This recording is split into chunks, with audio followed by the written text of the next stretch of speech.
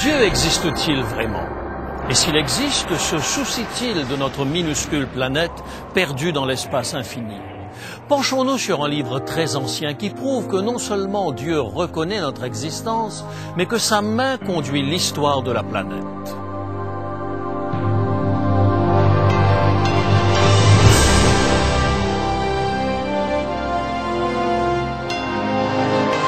Elle a résisté à l'épreuve du temps. La Bible, le livre de la révélation, est toujours d'actualité dans le monde complexe d'aujourd'hui. Voici, il est écrit. C'est un message de foi et d'espérance que vous présente maintenant José Élysée.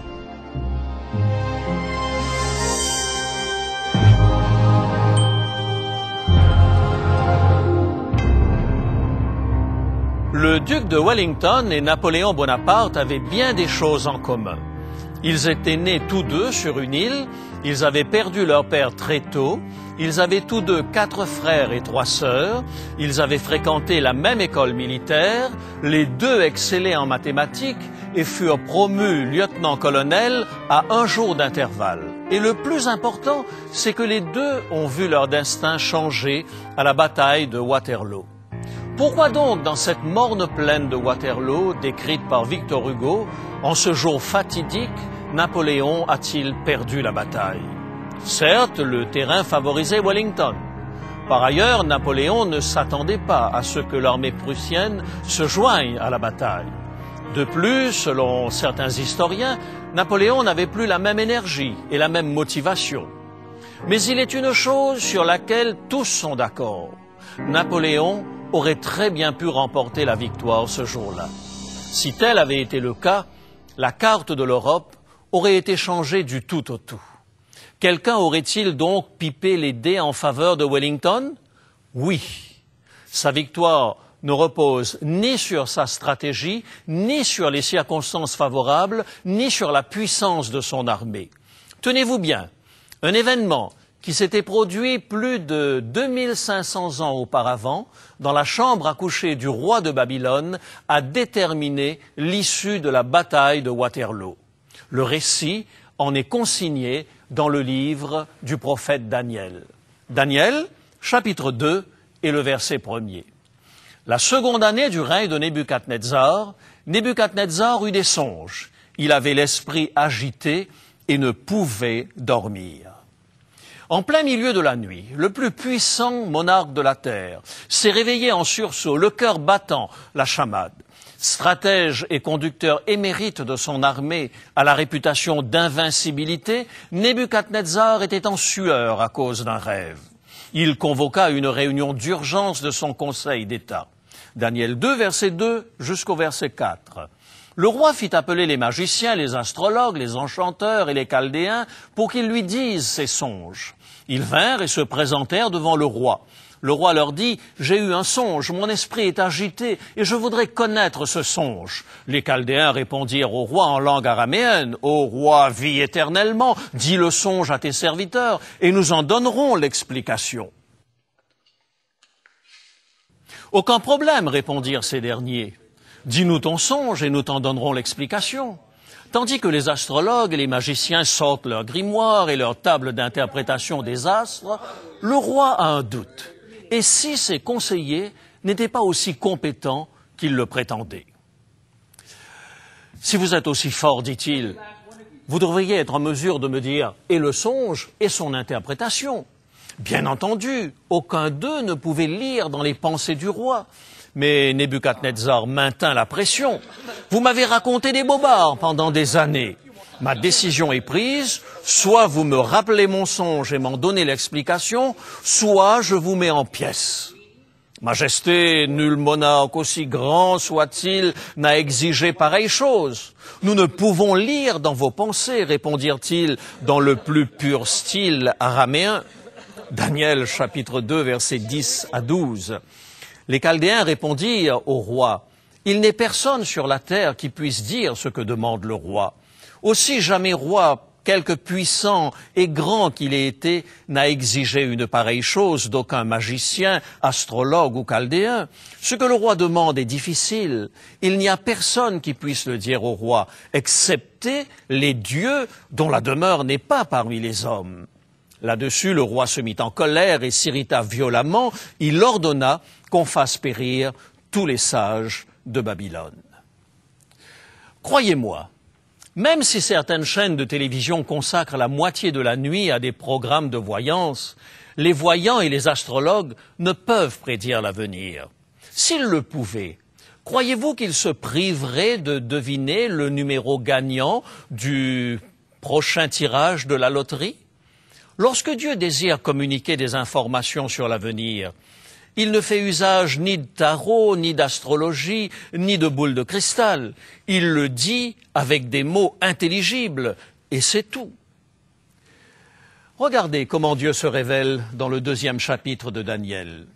Munis de la liste des sages du royaume, les sbires de Nebuchadnezzar, chargés de mettre à mort les devins, frappent à la porte d'un certain Daniel, homme sage et réputé intelligent, serviteur du Dieu d'Israël.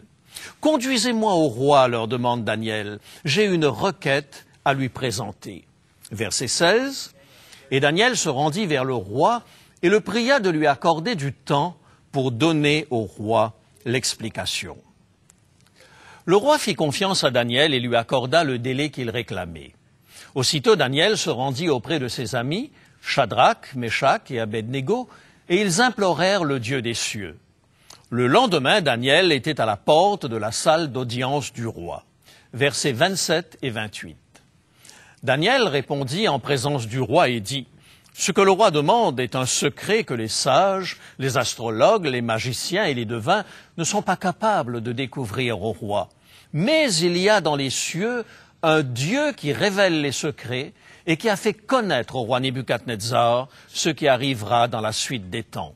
Voici ton songe et les visions que tu as eues sur ta couche. » Au roi, dit Daniel, « Ni tes sages, ni moi ne sommes en mesure de deviner tes songes.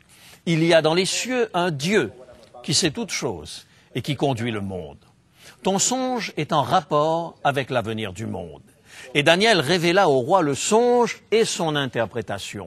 Un songe qui a déterminé l'histoire de notre planète depuis 2500 ans et qui affecte encore aujourd'hui notre mode de vie.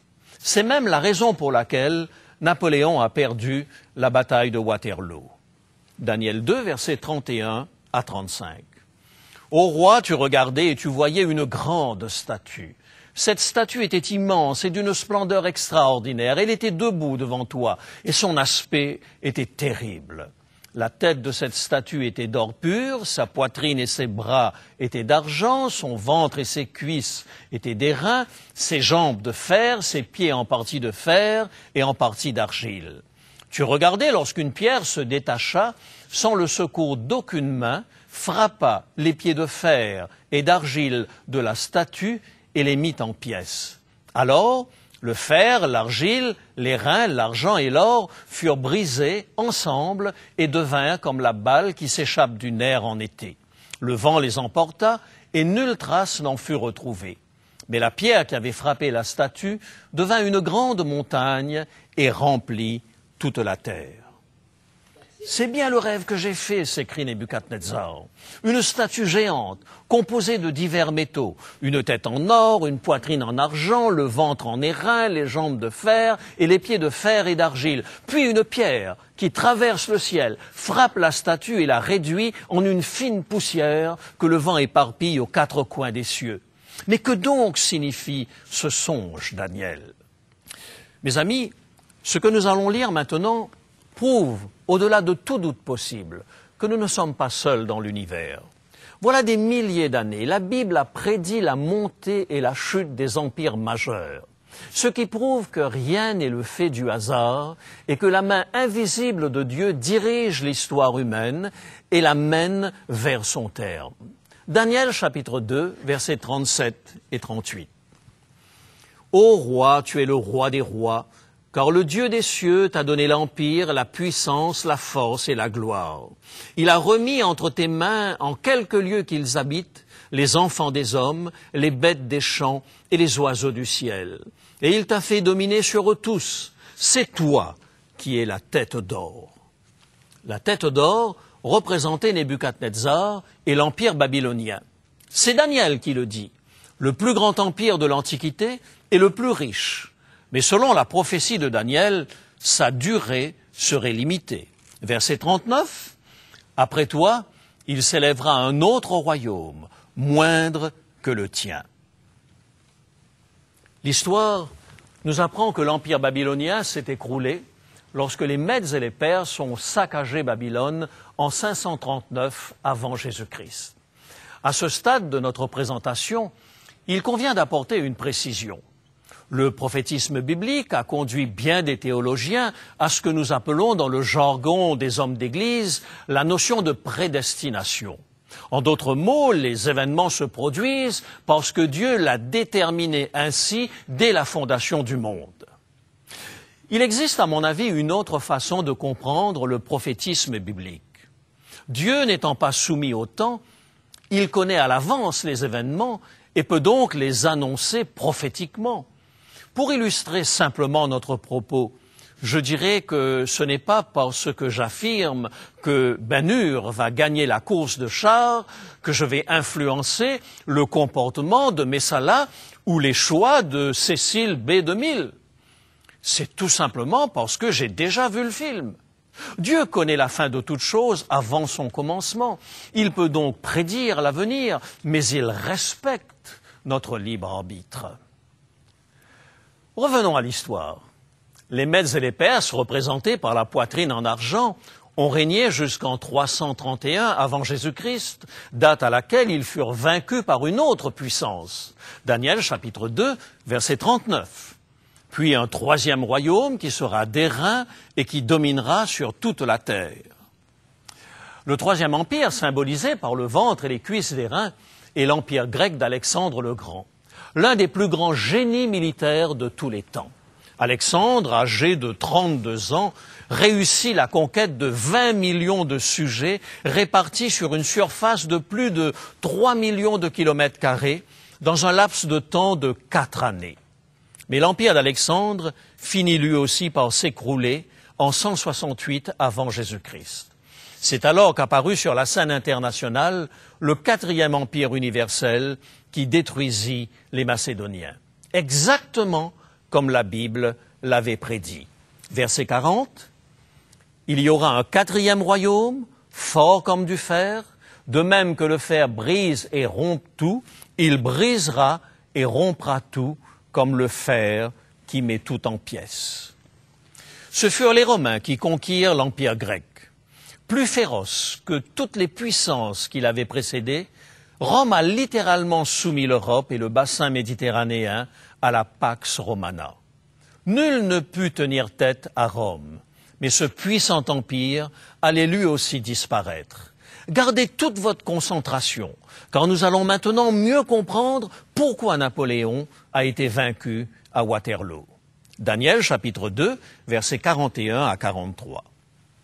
Et comme tu as vu les pieds et les orteils en partie d'argile de potier et en partie de fer, ce royaume sera divisé. Mais il y aura en lui quelque chose de la force du fer, parce que tu as vu le fer mêlé avec l'argile.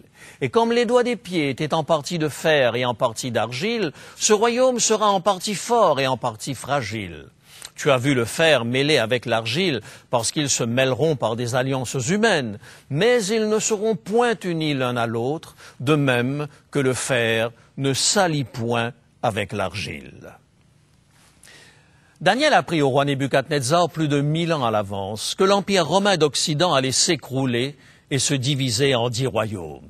Et les choses se sont passées exactement de cette façon. Les tribus barbares, dont la pression se faisait sentir aux portes de l'Empire depuis des décennies, firent tomber Rome en 476 après Jésus-Christ. Ce sont ces peuples barbares, du moins ceux qui ont survécu, qui forment l'Europe actuelle. Tout s'est passé exactement comme Dieu l'avait prédit. De plus, la prophétie précisait que malgré leurs efforts, ces nations ne seraient plus jamais unies en un seul empire. Ils ne seront point unis l'un à l'autre. Voilà pourquoi toutes les tentatives de réunification de l'Europe ont été vouées à l'échec. Les têtes couronnées ont tenté, par des alliances matrimoniales, de reconstituer le Saint-Empire romain, mais sans succès. Charles Quint y parvint presque, par une succession d'alliances et grâce au royaume hérité au décès de leur souverain. Il se retrouva empereur aux grandes dames de l'ambitieux François Ier, et pourtant, lorsqu'il eut toutes les cartes en main, il se retira dans un monastère et vécut reclus à Yuste jusqu'à sa mort. Louis XIV, le roi Soleil, tenta de réunifier l'Europe, mais ne réussit qu'à la mettre à feu et à sang. Il eût mieux valu qu'il tourne ses regards vers le Nouveau Monde, et il aurait probablement été aujourd'hui le saint héros des Québécois. Puis Napoléon entra en scène. Le fait qu'il ait pris la couronne des mains du pape pour se couronner lui-même empereur en 1804 laisse présager du tempérament de l'homme. Lorsqu'il marcha sur la Russie en 1812, Napoléon ne fut pas vaincu par la puissance militaire russe, mais par le froid de l'hiver. De son armée de plus de 600 000 hommes, 500 000 cadavres jonchèrent les champs de bataille de l'Europe centrale. Porté par la vieille garde qui ne vivait que dans la nostalgie des conquêtes napoléoniennes, le formidable élan qui le ramena au pouvoir se brisa net à Waterloo. La Bible l'avait dit, « Ils ne seront point unis l'un à l'autre ». Si la Bible est la parole inspirée de Dieu, nul ne pourra réunifier l'Europe. Le Kaiser Guillaume II échoua lors de la Première Guerre mondiale. Hitler, tout comme Napoléon l'avait été dans les plaines de Russie, fut vaincu par le froid aux portes de Stalingrad. La Bible, la parole sûre de Dieu l'avait dit, « Ils ne seront point unis l'un à l'autre ». Qu'en est-il de l'Europe aujourd'hui? Suivez de près les tentatives actuelles de réunification de l'Europe. La base sur laquelle se bâtit l'Europe est géniale.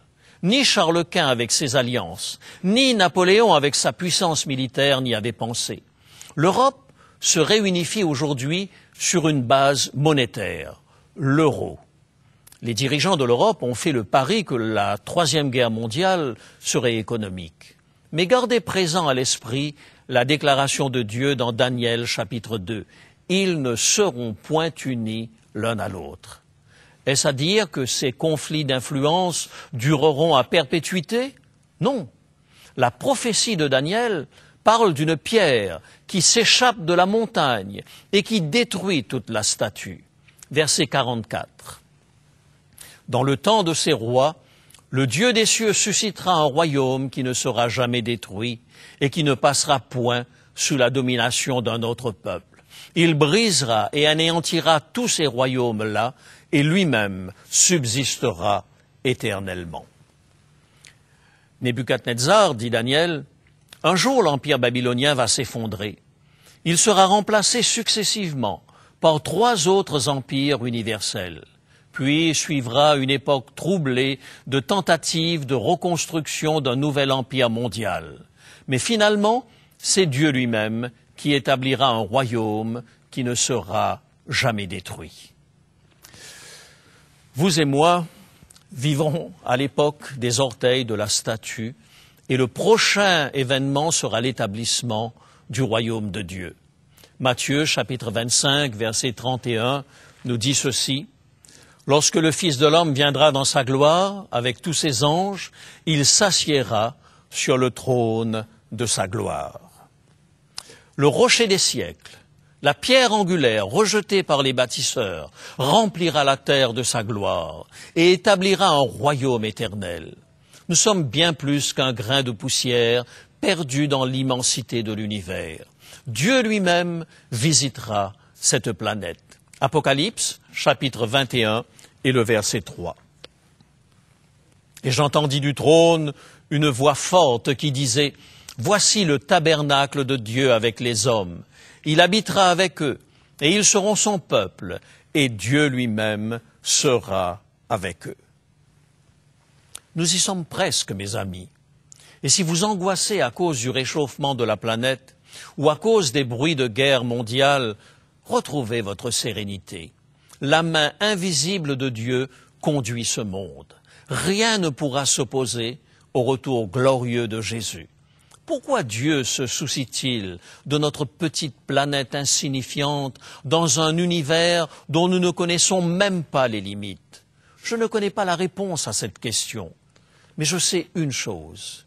Il a fait le plus grand investissement imaginable en vous et en moi. Jésus a versé son sang pour nous sauver. Alors, je vis dans l'assurance qu'il mènera à bon port notre planète, car la terre et ses habitants sont précieux aux yeux de Dieu.